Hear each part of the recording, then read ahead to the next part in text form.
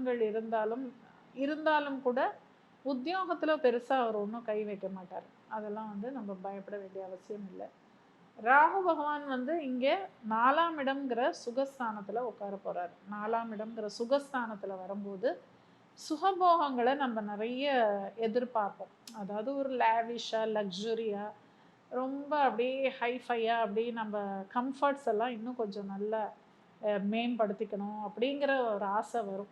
இப்ப நம்ம ஒரு சாதாரண ஒரு கம்ஃபர்ட்ல நம்ம இருப்போம். இன்னும் கொஞ்சம் நல்ல சௌகரியங்கள இம்ப்ரூவ் பண்ணிக்கலாம். அப்படிங்கிற அந்த தாட்ஸ் வந்து நம்மளுக்கு நெறைய வரும். ஏன்னா, அந்த 4ஆம் இடம்ங்கிற சுகஸ்தானத்துல ராகு உட்கார்ந்து நம்மள நல்லா டெம்ப்ட் பண்ணுவாரு. நம்ம சாதாரணமா ஒரு வீடு வாங்கினா போறோம்ன்னு பிளான் பண்ணா கூட, இவரு இன்னும் பெருசா நல்ல ஹைஃபையா ஒரு வீட பார்க்கணும். நல்ல பெருசா கட்டணும். அப்படிங்கிற ஒரு ஆசைய தூண்டுவாரு அந்த இடத்துல. அது பரவால்ல.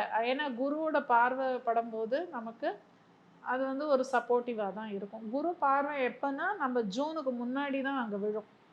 ஏன்னா, அதுக்கப்புறம் அவரோட பார்வை வந்து மாறிடும். ஸோ, அந்த ஜூன் மாசத்துக்குள்ள இவங்க ஏதாவது வீடு வாங்கணும், பண்ணணும் அப்படின்னா, அந்த குரு பார்வை இருக்கும்போதே இவங்க அத யூட்டிலைஸ் பண்ணிக்கணும்.